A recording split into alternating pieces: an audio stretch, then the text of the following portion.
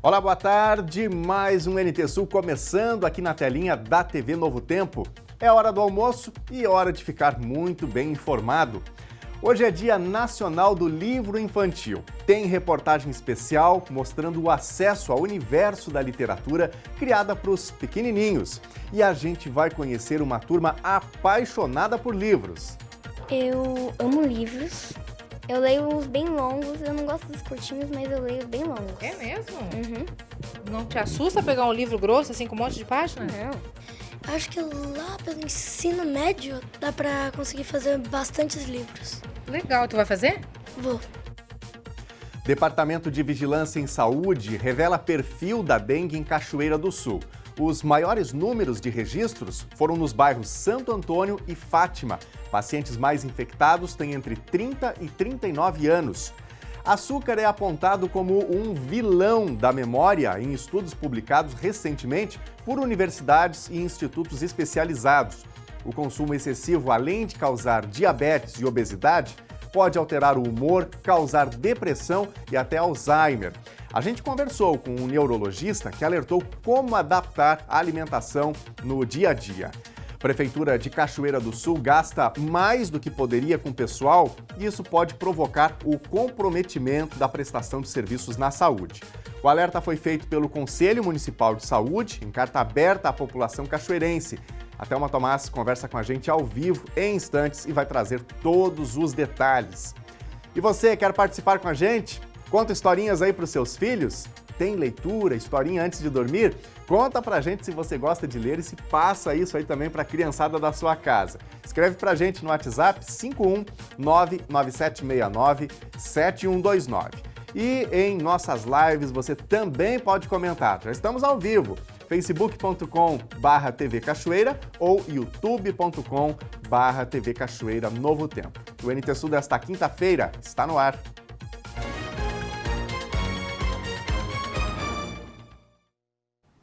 E a gente começa falando sobre as contas públicas, sobre o dinheiro público utilizado na Prefeitura de Cachoeira do Sul.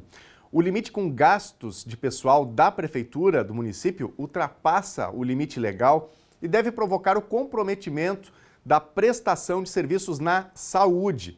O alerta foi feito pelo Conselho Municipal de Saúde, numa carta aberta à população cachoeirense. A Thelma Tomás conversa com a gente ao vivo agora e traz todos os detalhes. Antes de tudo, Thelma, bem-vinda de volta. A Thelma já está com a gente de volta aqui ao trabalho desde ontem, né? Mas falando ao vivo aqui na sua primeira participação nesta quinta. Bem-vinda, Thelma. Conte tudo pra gente. Boa tarde, Nunes. Boa tarde para quem está em casa, voltando, graças a Deus, recuperada, depois de um sustinho. Mas é isso, voltando falando, inclusive, sobre um problema relacionado à saúde. Mais um abacaxi aí para a administração municipal descascar em meio a esse desmonte que a gente já vem acompanhando há algum tempo em função da falta de recursos, né, para a gestão municipal. Nesse caso, especificamente na área da gestão da saúde municipal, que já vinha enfrentando alguns problemas por falta de orçamento, agora num aspecto bem pontual, apontado pelo Conselho Municipal de Saúde, que em carta aberta fala sobre o fechamento de 8 unidades de saúde e também de serviços como o CAPS, em função da falta de orçamento para manutenção e pagamento de servidores. Isso porque o Tribunal de Contas do Estado incluiu no rol de pagamentos de pessoal os serviços terceirizados, que incluíam, então, os prestadores de serviços, que entra os serviços prestados pelo Hospital de Caridade e Beneficência de Cachoeira do Sul, que é o maior prestador de serviços da Prefeitura. E, portanto, todos aqueles funcionários do hospital incluídos aí na UPA e nas prestação de serviços de emergência também do hospital, por meio do SUS, entrariam como gastos de pessoal na folha de pagamento, ultrapassando o limite prudencial, que é o limite que é um teto de gastos previstos na Lei de Responsabilidade Fiscal. A Prefeitura já lidava com isso há algum tempo e estava no limite em torno de 53%. Só que a lei determina que o teto de gastos chegaria ao limite total em 54%. Incluindo essa folha dos serviços terceirizados, alcançou mais de 64%, portanto, ultrapassando a razoabilidade e o aceitável pelo Tribunal de Contas do Estado e o previsto em lei. Considerando essa situação, a alternativa viria com o fechamento de unidades de saúde e também com o fechamento dos serviços do CAPS. Essas informações foram tornadas públicas em carta aberta pelo Conselho Municipal de Saúde. Hoje pela manhã eu conversei com o presidente, que trouxe alguns detalhes depois de uma reunião com o secretário de Saúde, Daniel Rigon. Separei um trechinho da minha conversa com ele para mostrar para vocês. Nós temos um atendimento precário da comunidade de Cachoeira do Sul. Em todas as áreas está precário o atendimento e o secretário, procurando uma alternativa, nos chama para discutir a possibilidade de fechar 8 unidades sanitárias e agrupar algumas para atender a população. Isso para nós é o pior, é o caos. E o Conselho não vai aceitar calado. O Conselho criou uma carta, o Conselho Municipal de Saúde criou uma carta de alerta e informando a população da situação e as autoridades. Nós queremos aproveitar aqui para dizer que as autoridades estão convocadas para discutir a situação da saúde de Cachoeira do Sul. Eu entendo que nós temos que ter um comitê para discutir a situação de Cachoeira, da questão da área da saúde. A prefeita tem que sentar com o Conselho da Saúde, que é as forças vivas de Cachoeira do Sul. Temos que discutir para achar uma alternativa. Bom, tá então um alerta importante, né, feito pelo presidente do Conselho Municipal de Saúde de Cachoeira do Sul, Aníbal Machado. Agora, Thelma, a prefeitura confirma, endossa essas informações ou admite esse risco de fechamento de unidades, de serviços na saúde? O que você conseguiu colher de informações? Pois é, Nunes, se aquele ditado que a gente conhece, o ditado popular de que quem cala consente, se aplicasse nessa situação, a população já poderia considerar que a partir de amanhã nada mais funcionaria, porque é um silêncio ensurdecedor vindo do Executivo Municipal.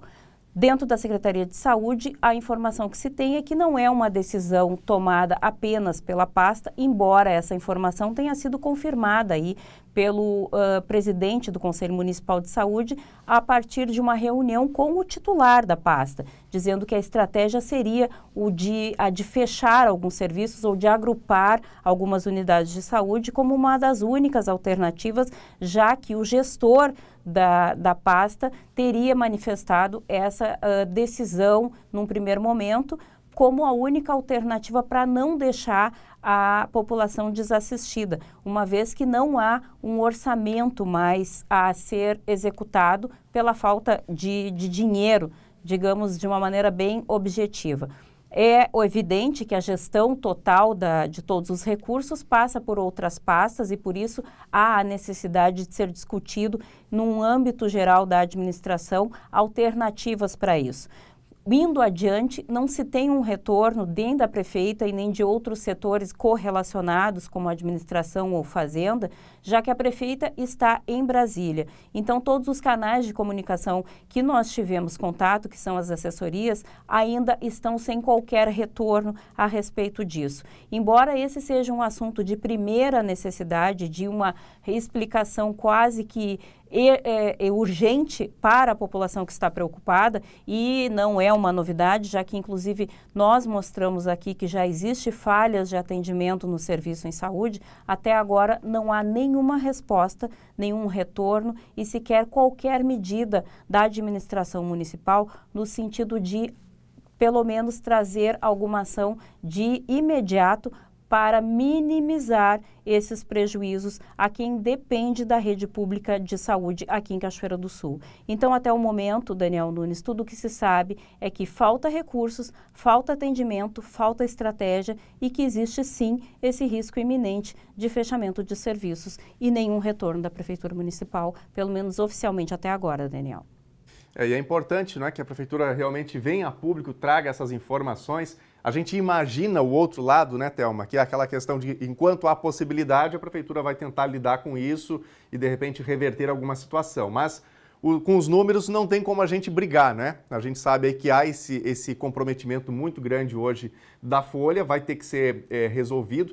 E por que é tão importante que a Prefeitura venha a público e fale disso? A gente está chegando aí no inverno, né? Que é o período que a gente tem, não sei se necessariamente uma maior circulação de vírus, mas as pessoas ficam mais doentes, essa é a verdade, né? Então precisam buscar aí o atendimento médico, precisam do posto de saúde, precisam da UPA, né? Então a gente precisa saber como que vão funcionar, né, os serviços nesse período, exatamente no momento em que eles serão mais necessários, né, Thelma? E há mais uma informação ainda que vem do presidente do Conselho Municipal de Saúde, em conversa hoje pela manhã, da sobrecarga da UPA, que a gente também já vinha falando há alguns anos. Hoje, os atendimentos são contratados para 150 atendimentos por dia, está chegando numa média de 250 e nós ainda não chegamos nesse período que é sempre mais crítico, como tu mesmo mencionaste, que vem com as doenças do inverno e nós estamos enfrentando ainda a questão da dengue, nós temos ainda casos de Covid, com registro de óbitos ainda acontecendo, tem toda a questão dos aspectos que se somam nesses casos de epidemia, com o diagnóstico de problemas respiratórios e outras doenças associadas que devem sobrecarregar a rede de saúde. E o próprio Hospital de Caridade e Beneficência também já se manifestou em reuniões do Conselho, dizendo que não tem condições de ampliar o atendimento enquanto prestador de serviços para a Prefeitura Municipal. Então é uma situação bastante delicada e, além disso, claro, complementando aqui para encerrar essa minha participação, a prefeita tem uma agenda em Brasília também para tratar da ampliação do teto de gastos na saúde. Esperamos que esse retorno venha com uma notícia favorável, né, Daniel? É o que esperamos. Obrigado, Thelma, pelas informações. Bom retorno, obrigado por estar com a gente aqui trazendo informações tão relevantes. Bom, e em Cachoeira do Sul, vamos falar um pouquinho aqui sobre a questão da dengue. Os bairros Santo Antônio e Fátima registram o maior número de casos de dengue. O Departamento de Vigilância em Saúde fez um levantamento dessa situação. Cachoeira do Sul já tem uma radiografia local do que já é considerada pelo governo do Rio Grande do Sul uma epidemia de dengue.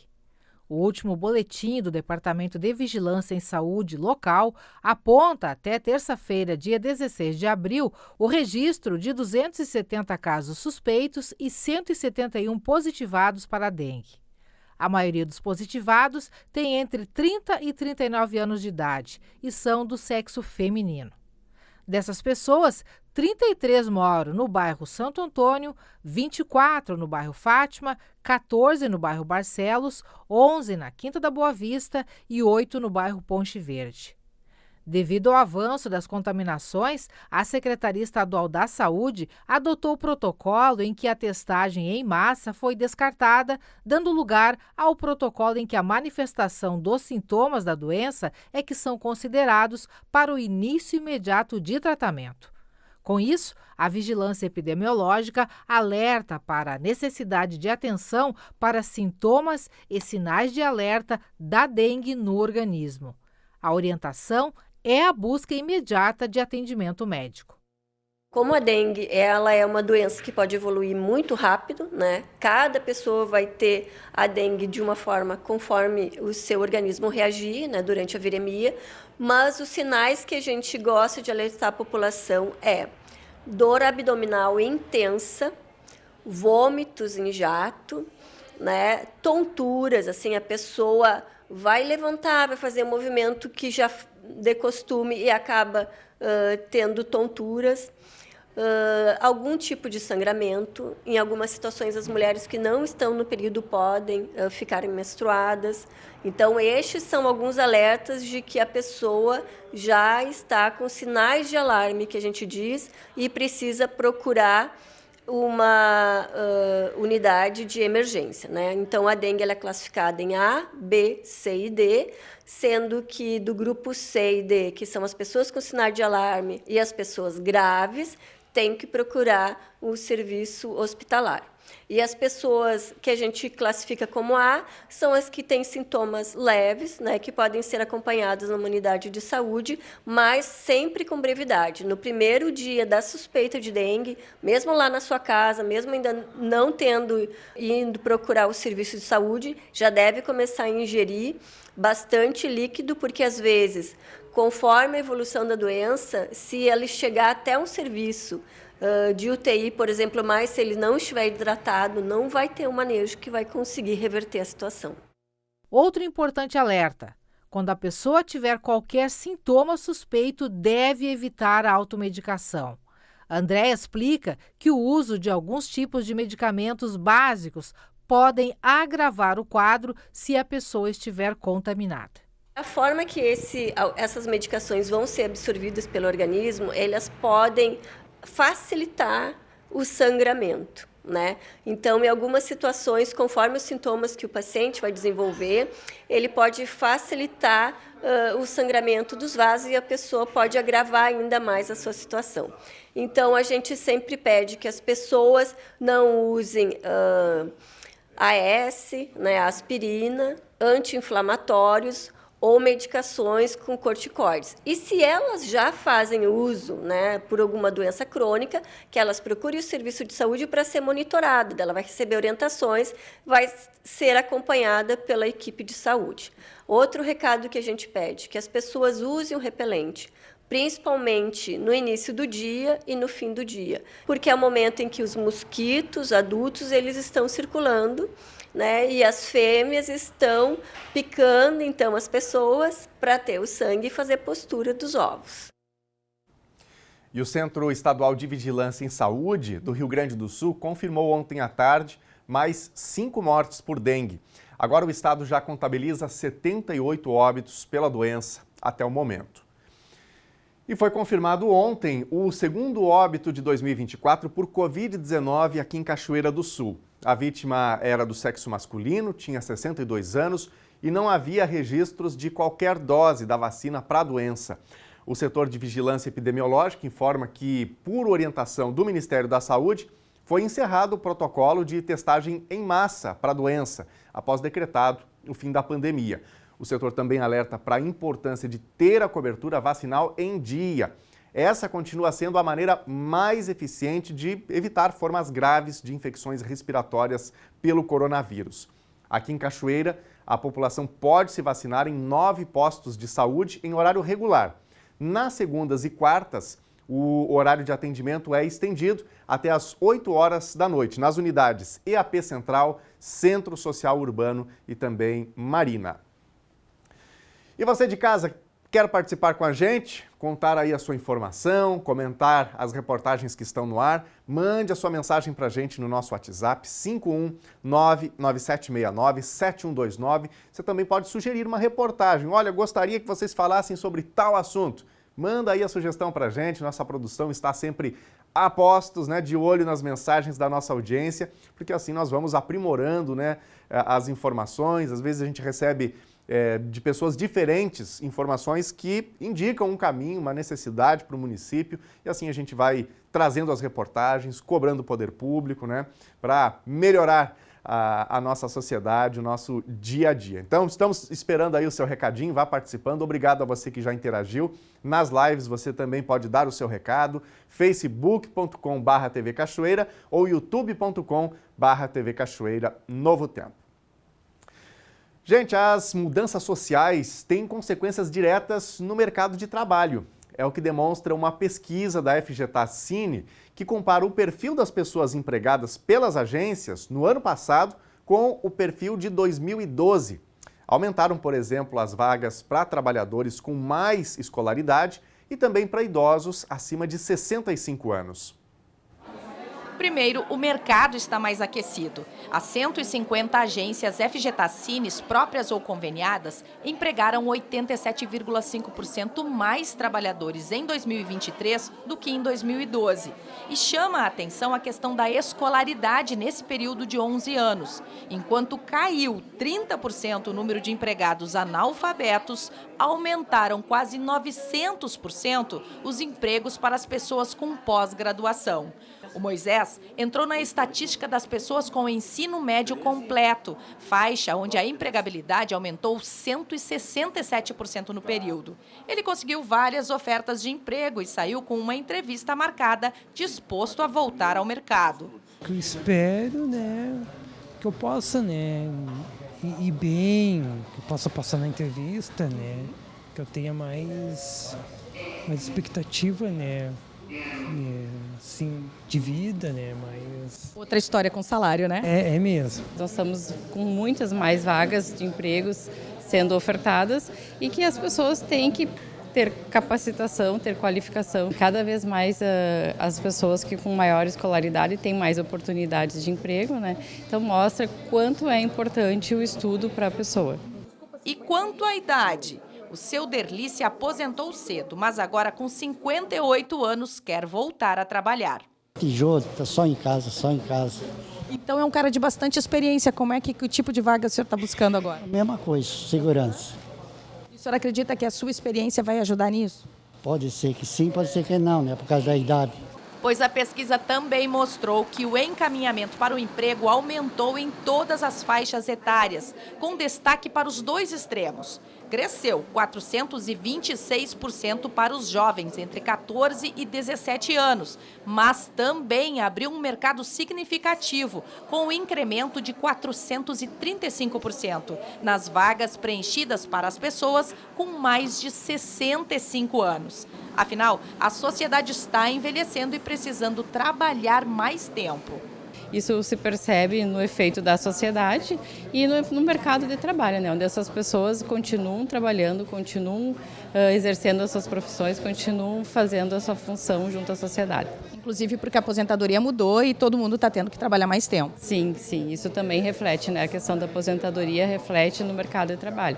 Faz com que essas pessoas precisem estar mais tempo, precisem estar trabalhando e também contribuindo, né? Mas acontece que as empresas também estão modificando o seu pensamento, né? Percebendo como também essas pessoas têm muito a ajudar, têm muito a ainda colaborar com o mercado de trabalho.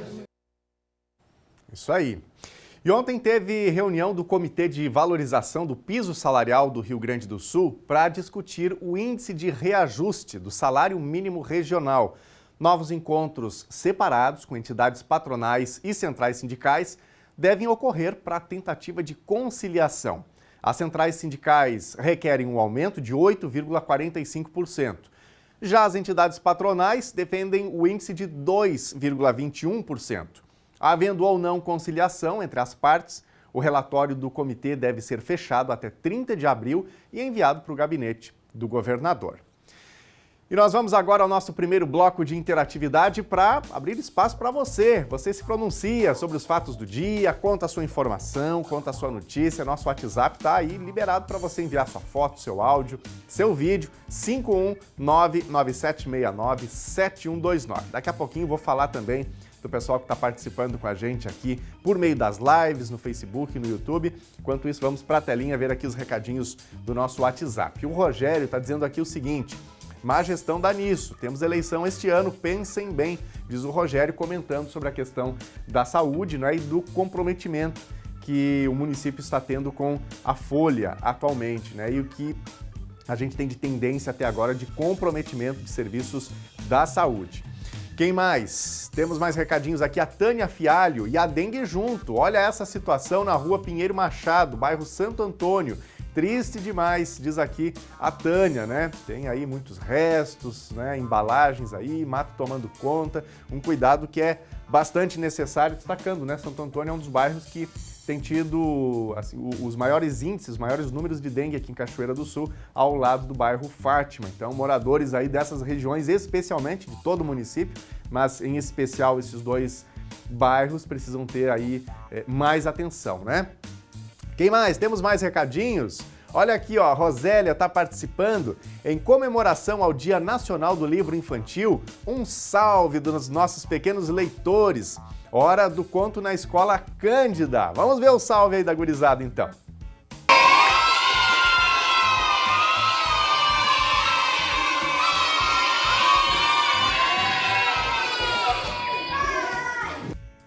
Tá grande animação aí nesse dia do livro infantil. Muito bom. Um abraço para toda a comunidade escolar aí do Cândida. Muito obrigado a Rosélia também pela participação e por ter gravado todo mundo. Muito obrigado pelo salve. Um salve para vocês também. Aliás, daqui a pouquinho a gente fala mais sobre esta temática.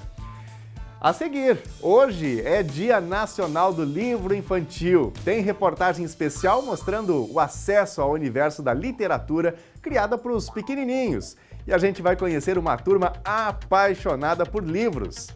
Eu amo livros. Eu leio uns bem longos, eu não gosto dos curtinhos, mas eu leio bem longos. É mesmo? Uhum. Não te assusta pegar um livro grosso, assim, com um monte de página? Não. Acho que lá pelo ensino médio dá pra conseguir fazer bastantes livros. Legal, tu vai fazer? Vou. Dado como um vilão da memória em estudos publicados recentemente por universidades e institutos especializados. O consumo excessivo, além de causar diabetes e obesidade, pode alterar o humor, causar depressão e até Alzheimer. A gente conversou com um neurologista que alertou como adaptar a alimentação no dia a dia. E tem a previsão do tempo para todo o Rio Grande do Sul de hoje até sábado. O intervalo é rapidinho, nós já voltamos.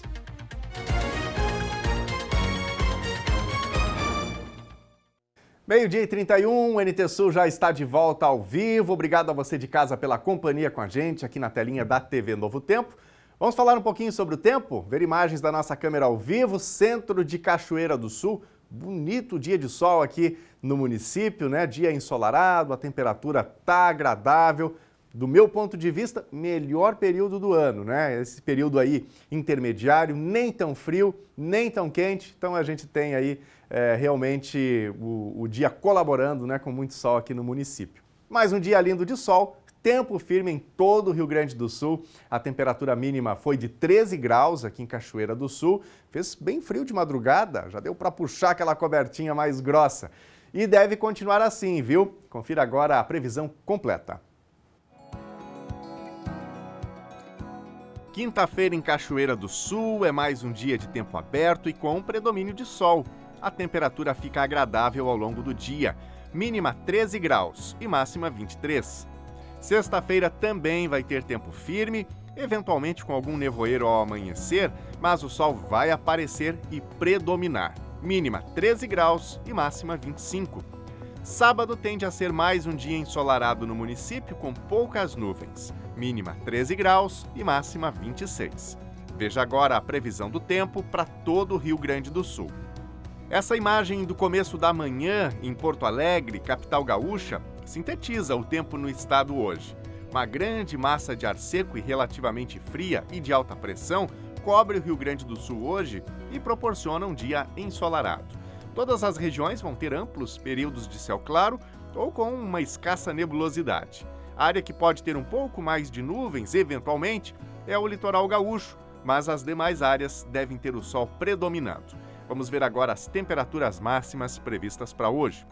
Em Porto Alegre, máxima de 23 graus. Na fronteira oeste, em Uruguaiana, 24. Na região norte, em Passo Fundo, 21 graus. Em Santa Maria, na região central, 23. Em Tramandaí e Torres, litoral norte, também 23 graus. E ainda 23 em Pelotas e Rio Grande, na região sul.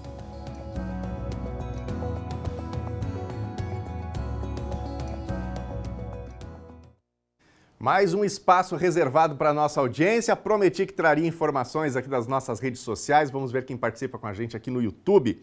Minha amiga Marli Oliveira está mandando mensagem e perguntando no nosso canal do YouTube se tem lugares turísticos aqui em Cachoeira do Sul. Ela nos acompanha diretamente de Gravataí, município da região metropolitana de Porto Alegre. Marli, obrigado pela participação. Tem sim, viu? Então, aproveite algum momento aí para conhecer Cachoeira do Sul, conhecer a região central aqui do estado gaúcho, tá bom? Obrigado aí pelo recado, um ótimo dia para ti, uma boa quinta-feira. Tá com a gente aqui também o Rian Rosa, dizendo o seguinte sobre essa questão da saúde, né? Que absurdo que fizeram com a nossa saúde. Obrigado, Rian, pela participação. O Nazareno Azevedo está com a gente, Claudiano Santos, a Lucimere também interagindo por aqui. Obrigado a vocês pelos recados, pelas participações. Vamos para a tela?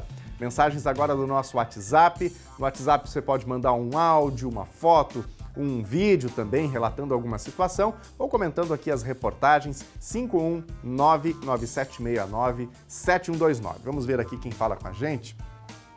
O Miguel está dizendo o seguinte: esgoto jogado na rua, quadra 24, na frente da Casa 1, bairro Promorar. vieram aqui com uma retro e uma caminhoneta e levaram uns canos. E aí ficou tudo aberto e o pessoal ficou sem saber o que está acontecendo, né? Espaço aberto aqui para o esclarecimento. Obrigado, Miguel, pela participação e por relatar aí o caso, né? Tem que ser resolvido, não pode ficar correndo aí para a rua como está agora, como a gente está vendo aí na foto que o Miguel compartilha.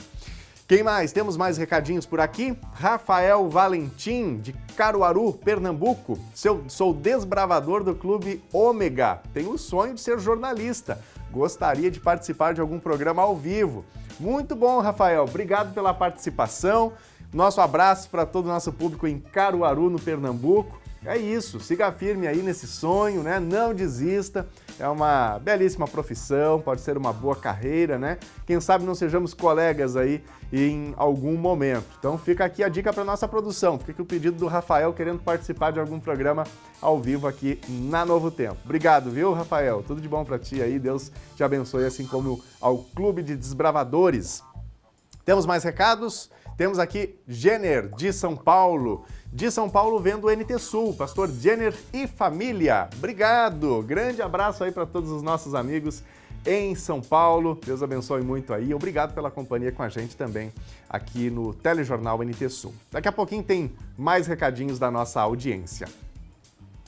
Gente, a Secretaria de Obras do município de Cachoeira do Sul concluiu ontem o conserto de um buraco na rua Marechal Floriano, centro da cidade.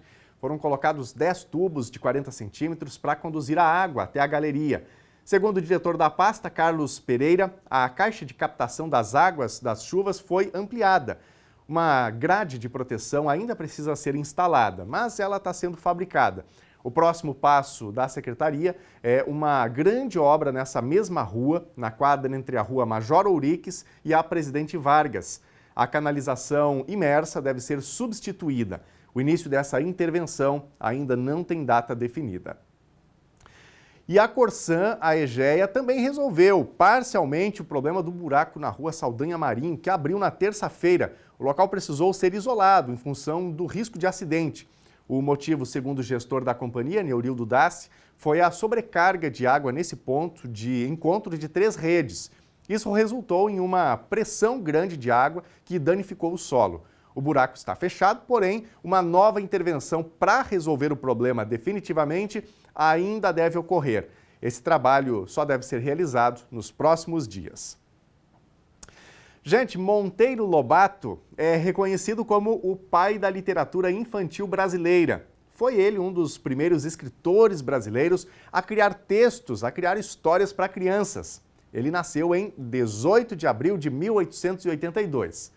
E por isso, desde 2002, a memória e obras dele são reverenciadas através da celebração do Dia Nacional do Livro Infantil, uma ferramenta pedagógica fundamental de encantamento e de transformação. O acesso ao universo da literatura infantil tem vários caminhos. Para o Bernardo, de 3 anos de idade, começou ainda na barriga da mãe. O papai Tiago já contava historinhas e mantém o hábito ainda hoje. Para ele, o contato e paixão pelos livros se deu quando era pequeno, frequentando a seção infantil da Biblioteca Pública Municipal. Foi só o começo de uma relação que o tornou muito mais que leitor, também um escritor.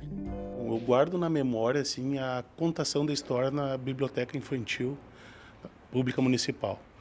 A partir dali eu sempre tive gosto pela leitura, só que o medo da exposição, da crítica, a vergonha, me deixou por muito tempo sem realmente escrever, sabe? Eu nunca fui muito bom em letras, sabe? E aí, a partir de 2018, quando eu li um livro onde mostrava que a escrita podia vir muito mais do coração do que da razão, das regras pré-estabelecidas, eu voltei a escrever, esbocei algumas palavras que foram a ideia principal do primeiro livro que eu lancei em 2018, mas esses livros, até então, eles eram só para fomentar, para incentivar a leitura dentro de casa. Eu escrevi para minha sobrinha, Maria Rita, depois com o Bernardo nasceu, aí eu retomei isso sempre com a ideia de alimentar esse gosto pela escrita e leitura. O Encantar do Sabiá é uma dessas obras. A mistura de um poema do Tiago com ilustrações de crianças da classe bebê, coleguinhas do filho, deu a cada uma o poder de interpretar cada verso do poema, mesmo sem saber ler. Possibilitar a leitura de imagens, possibilitar que eles criem, que eles inventem, que eles entendam que a história ela é uma apropriação deles. Não existe o certo e o errado, existe a tua possibilidade de te libertar e colocar naquelas imagens o que tu está vendo. Então, tu vê o trabalho com a leitura de mundo que eles já têm, mas também a ressignificação com que eles ouviram do colega, com que eles viveram no colégio e estão vivendo em outras fases. A leitura de imagens, ela é fundamental e ela faz parte da literatura infantil. Sim, e a gente tem que abraçar ela. Nesta escola particular, várias ferramentas são utilizadas para estimular os alunos a ingressar no mundo da leitura, a mergulhar nos livros. Ver e ouvir junto aos colegas uma contação de história, através do telão, gera encantamento e conexão. O olhar atento de cada um deles denuncia isso. Atenção plena até o final da historinha. E eu espero você aqui para a próxima, tá bom? Beijo!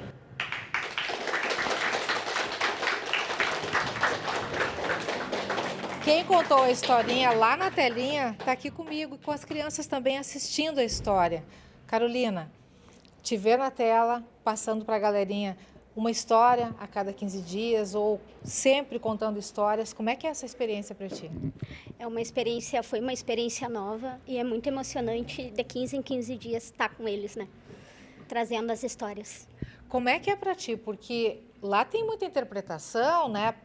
Contar uma história, colocar para eles um livro, né? Letras em contação, ativar a memória deles, ativar a imaginação deles. Como é que é para ti esse trabalho? A gente faz todo um trabalho por trás, né? A gente faz a pesquisa do livro. Esse livro, por exemplo, fala dos medos, né? E aí a gente faz todo um trabalho, estuda o livro, grava o livro. É emocionante. É legal. É legal. A gente vê que tu mergulha na história, né? Ah, eu gosto. Eu gosto bastante. Você que nos acompanha deve estar se perguntando por que a Carolina não contou pessoalmente a história, por que ela gravou antecipadamente. Na verdade, isso faz parte de um outro projeto também desenvolvido aqui na escola. Essas historinhas gravadas vão para a rede social, os pais recebem o link e podem assistir, compartilhar. Qualquer pessoa pode ter acesso a esse link e também vivenciar as aventuras contadas em cada uma dessas histórias. Quero saber de ti, qual a tua impressão dessa historinha? É legal, mãe. Tu fica olhando, daí é legal. Tu gosta de historinhas? Uhum. Em casa, tem mais alguém que gosta de livro infantil? Tu tem outra criança em casa ou não? Tua irmã, que idade ela tem? Tem 6 anos. E aí, tu lê pra ela ou não? Ela fica olhando as imagens, ela não sabe ler. É? E tu não lê pra ela? Ela não pede? Não pede? Se ela pedir, vai rolar. É. Tá aí, então, a dica pra maninha, né? Uhum. Ler livros pra ti, como é que funciona isso? Tu gosta, não gosta, mais ou menos? Eu gosto. Eu já li bastante livros, assim. É? Sim. Tu tem, assim, um livro por semana, um livro por mês? Qual é a tua média? Eu leio um por semana, assim. Normalmente eu pego da biblioteca e termino ele de ler. É? Eu amo livros. Eu leio uns bem longos. Eu não gosto dos curtinhos, mas eu leio bem longos. É mesmo? Uhum. Não te assusta pegar um livro grosso, assim, com um monte de página? Não. Não? Não. Tu gosta de contar história? Às vezes, meu irmão também é daqui, ele às vezes ganha uns livros. Às vezes ele pede pra mim ler e eu leio. É? Uhum. Tu lê pra ele? Uhum. Que idade ele tem? Ele vai fazer 4 esse ano. É? Uhum, tem E ele 3. já gosta? Sim. Tu viu que legal? Tu já tá criando um hábito legal no teu maninho? Culpa tua que ele vai gostar de leitura? Uhum. Que bom, né? Uhum. Acho bem legal. Que bom. Teu nome? Lara Foro Gonçalves. Tu sempre gostou ou alguém leu pra ti, alguém te incentivou? Eu sempre pedi pra minha mãe, quando ela era pequena, pelo menos vezes que ela conta, que eu sempre gostava de ouvir as historinhas. É? Eu leio. E depois que aprendi a ler, eu sempre gostei bastante de ler. Que legal. E tu e teu irmão, vocês costumam ler juntos? Tu lê pra ele? Eu costumo fazer o meu irmão ficar parado pra eu ler. Ele não gosta muito. É mesmo? Eu acho que ele não gosta porque ele não sabe ler. Uhum. Ele gosta de olhar bem as imagens. Só que ele acha os livros muito chato porque ele Acho que ele quer ler. Quando ele aprender a ler, ele vai querer ler. Mais cedo ou mais tarde ele vai gostar de livro, né? Sim, é o que eu espero. E nessa turminha tem também o Matheus, que se diz bem íntimo das letras. Inclusive, ele até já tem planos literários para o futuro. Eu gosto bastante, porque antigamente, não me lembro, eu era fascinado lá na casa da minha avó, fazer uns livros. Eu desenhava as imagens e escrevia em cima. Ah, é? Aham. Já era um escritor precoce. Ainda tinha que aprender um pouco. E hoje? Hoje eu sei muitas histórias, como me inspira em algumas da biblioteca, algumas. E tu continua escrevendo? Aham. Acho que lá pelo ensino médio dá pra conseguir fazer bastantes livros. Legal, tu vai fazer? Vou. O gosto da leitura não é um trabalho de escola apenas. É um trabalho de família também. Então, assim, que a gente possa trazer para as nossas casas o gosto da leitura, o prazer por ler, não apenas lá no primeiro ano, porque eu quero que você leia as letras, meu filho, eu quero que tu descubra. Não, eu trago desde pequenininho, como esse pai nos mostrou. Eu trago porque ao ler, ao se conectar com o livro, ele vai desenvolver a imaginação. Então, ele não precisa dominar as letras para ler. E a leitura, portanto, não pode depender de uma alfabetização para ocorrer na sala de aula. Ela tem que ocorrer desde a educação infantil. E como o próprio pai diz, desde a gestação. Por que não?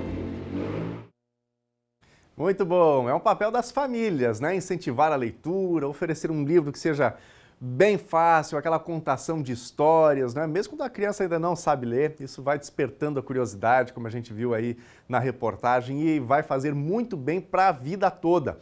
E parabéns para as escolas, né? Independentemente das escolas da iniciativa privada ou escolas públicas, que também fazem aí todo o máximo para incentivar o gosto pela literatura, pela leitura, desde cedo aí aos pequenos, né? Muito bom. Então, essa reflexão nesse Dia Nacional do Livro Infantil. Gente, está na hora do almoço, né? Você já almoçou? Pois é, daí passa esse horário, né? Daí vai batendo aquela fome por um docinho, não é verdade? Quem não gosta de uma sobremesa? Inclusive, para quem almoça em restaurantes no Rio Grande do Sul, aqui normalmente a sobremesa já está junto ali naquela composição do preço que você paga. Em algumas regiões não é necessariamente assim. E nós vamos falar agora um pouquinho justamente sobre o açúcar. Ai, ai, ai. O açúcar, que está diariamente na vida de boa parte dos brasileiros, é apontado como um vilão da memória em estudos publicados recentemente por universidades e também por institutos especializados. O consumo excessivo já é apontado como causa de doenças como diabetes, como obesidade, e agora surgem junto delas alterações de humor, depressão e até Alzheimer. Boa tarde, Daniel, e a quem nos acompanha em casa pelo NT Sul. Estudos recentes realizados por centros de referência e universidades em todo o mundo apontam que o uso excessivo do açúcar pode estar relacionado a pelo menos 45 tipos de doenças que podem afetar a todos nós. Nesse rol de doenças, além das conhecidas obesidade, diabetes, situações relacionadas ao nosso cérebro. Doenças como o esquecimento, a dificuldade de memorização e desenvolvimento de atividades, alterações de humor, depressão e até Alzheimer. E para tratar desse assunto e trazer mais esclarecimentos, a gente vai conversar agora com Williams Borelli, ele que é médico neurologista e coordena pesquisas do Centro de Memória do Hospital Moinhos de Vento, que fica em Porto Alegre, capital do Rio Grande do Sul, na região metropolitana aqui do nosso estado. Boa tarde, Williams. Muito obrigada por ter aceitado o nosso convite. Boa tarde, Thelma. Eu que agradeço o convite e estar aqui com vocês é um prazer poder falar desse assunto. Pois é, a gente que sempre está preocupado com o açúcar relacionado ao diabetes e relacionado também, então, ao ganho de peso, obesidade, Agora se descobre que existe um outro viés aí que pode complicar a nossa saúde, né, Williams, que é a questão do cérebro, da memória e até o desenvolvimento de doenças mais graves ou até da retenção de informações, do desenvolvimento cognitivo. O pessoal que está em período de estudos aí também, que abusa do refrigerante, pode ter essas atividades comprometidas. Vamos falar um pouquinho sobre isso, como é que essa cadeia se forma? Exatamente, Thelma. O que acontece é que a gente sabe cada vez mais que o açúcar ele tem um efeito danoso no cérebro. Na verdade, não só no cérebro, em todos os neurônios, né? Em todas as células de neurônios que passam pelo corpo. O que acontece é que o açúcar ele tem um efeito que ele é corrosivo para essas células, para os neurônios, e ele acaba queimando elas. Então, quando a gente acaba comendo muito doce, ou até o doce, o açúcar que está presente em outros alimentos, do tipo batata, massas, arroz, ele aumenta o açúcar no sangue e isso vai lá queimar o neurônio que fica no cérebro. Pega muitas áreas que são muito vulneráveis, que elas são mais frágeis para isso, e uma dessas áreas é a área da memória. Por isso que a gente sabe hoje que comer muito açúcar, né, através de doces ou desses outros alimentos, pode aumentar o risco de ter doença de Alzheimer, que é uma doença muito comum do esquecimento, né? E aí as demências também aumentam o risco. Williams, a gente estava conversando antes de iniciar essa gravação que existe já uma comprovação do desenvolvimento do diabetes relacionado com o Alzheimer, mas que independentemente disso, o uso excessivo do açúcar, como tu disseste agora, ele queima os neurônios, né? Ele pode comprometer áreas do cérebro. Então, não necessariamente uma coisa está ligada à outra, mas o uso excessivo definitivamente vai comprometer áreas do cérebro, né? O que se faz numa situação como essa? Está proibido o açúcar ou se pensa muito bem antes de utilizar esses alimentos, como tu disseste agora? Não é só o docinho, mas é o pão, é a batata, é a massa, tudo aquilo que depois de ingerido se transforma em açúcar. Exatamente. Mas é importante a gente entender que esse açúcar, quando ele vem para o nosso cérebro, ele queima o cérebro. Então, na hora que for comer, não precisa parar 100%, mas tem que entender que ele pode trazer algum malefício, especialmente em quem já tem diabetes, né? Em quem não tem diabetes, a gente evita ter. Então, por exemplo, não precisa tirar todo o doce da vida, mas restringir, colocar uma sobremesa no final de semana, não comer todos os dias, né? Ter esse cuidado de não, quando for comer a sobremesa, não comer muito também, pensando que esse açúcar vai entrar e vai queimar as áreas da memória, né? Sempre colocar na balança o quanto que eu estou com vontade daquele doce e o quanto que ele pode me fazer mal no futuro. Outro dado que eu acho que a gente podia tentar mensurar é o que seria uma quantidade adequada do consumo de açúcar. Se eu pudesse, se tu tivesse como mensurar numa refeição. Tu já disseste que o ideal era que deixasse a sobremesa para o final de semana só. Porque às vezes a gente tem o hábito, principalmente quando se almoça fora, né? A gente vai num restaurante ou vai num buffet, é uma tentação aquela mesa de doces. Dificilmente alguém almoça e não passa por ali, não vai pegar um docinho, não aproveita que tem aquela exposição toda de sobremesas feitas especialmente para nos seduzir, né, pela boca, não vai provar algum doce. Então, fica difícil resistir à tentação. Mas, afora isso, se eu consigo controlar esse impulso, o que mais eu deveria restringir? De que forma eu posso calcular uma medida que seria segura de consumo de açúcar para, no mínimo, reduzir esses riscos? Perfeito. Açúcar, a gente consegue ver, uma dica bem prática, é pegar a tabela nutricional que tem atrás dos alimentos. Ali a gente tem quantos % que aquele alimento, naquela proporção, tá dando de açúcar que eu posso no meu dia, né? A gente pode ver isso através dos açúcares em si ou através dos carboidratos, que é um tipo de açúcar que anda dentro no sangue, né? Então, ali dá para ter uma ideia.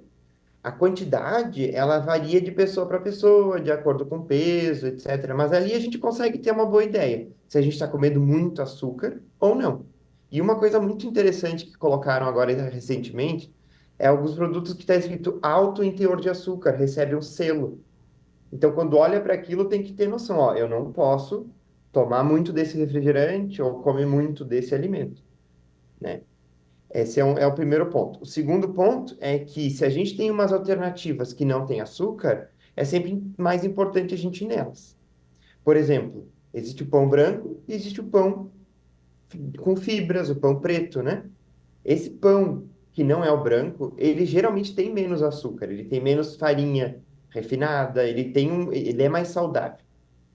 Outro exemplo é o refrigerante. Quando a gente puder escolher usar um refrigerante que não tem açúcar ou um que tem açúcar, a gente sabe que aquele que não tem açúcar ele vai ser mais saudável. E com relação às frutas também, né? Se considera frutas também nessa categorização? Quais as frutas que eu devo consumir, quais que não? Existe também esse risco no consumo de frutas? Então, mas existe, e quando a gente pensa até em reduzir o nível de açúcar, a gente tem que cuidar que tipo de frutas a gente vai comer. Por exemplo, em quem tem diabetes, não está liberado comer maçã e banana, que são frutas que têm muito açúcar nelas, né? Quando a gente come elas aumentam muito o nosso açúcar no sangue. Então tem que se restringir. Em compensação, abacate não tem tanto açúcar, né? Mas não pode colocar aquela colherinha de abacate que algumas pessoas colocam em cima. Existem outras frutas que são mais saudáveis em termos de açúcar. Isso, claro, depende muito do tipo de dieta que está se buscando. Mas pensando em açúcar, nem toda fruta é saudável.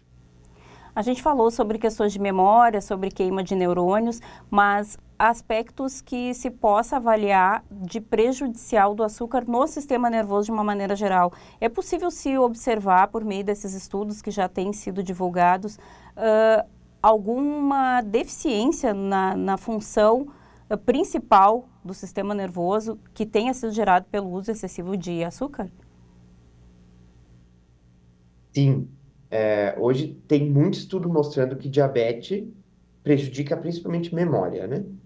Aumenta o risco de demências em geral, mas principalmente demência por Alzheimer, né? Só para diferenciar um pouco, nem toda demência é por Alzheimer, né? Mas a demência é um grande termo que abrange Alzheimer como a principal causa. Então, quando a gente fala em açúcar, a gente está dizendo que comer mais açúcar aumenta mais o risco de perder memória e aí aumenta mais o risco de Alzheimer, né? E demência como consequência disso. O adoçante ou esses compostos que substituem o açúcar são uma alternativa viável e comprometeriam menos essa questão da saúde do cérebro, ou o caminho é realmente não utilizar nada? Existe essa alternativa e isso é bem importante, tá? Existem vários tipos de adoçantes que também vão dar esse tipo de prazer, mas não vão ter o efeito de dependência que o açúcar causa. Então, existem adoçantes do tipo sucralose ou estévia, que são alternativas muito mais saudáveis quando comparados com açúcar. E isso também não comprometeria os neurônios e não daria esse efeito todo que a gente já vê publicado em estudos? Essa é uma ótima pergunta. O que acontece é que esses adoçantes, eles também não são 100% saudáveis, né? Eles também têm o seu risco. Por exemplo, tem estudo mostrando que o uso de adoçante aumenta o risco de AVC. Mas é num nível muito menor do que o açúcar.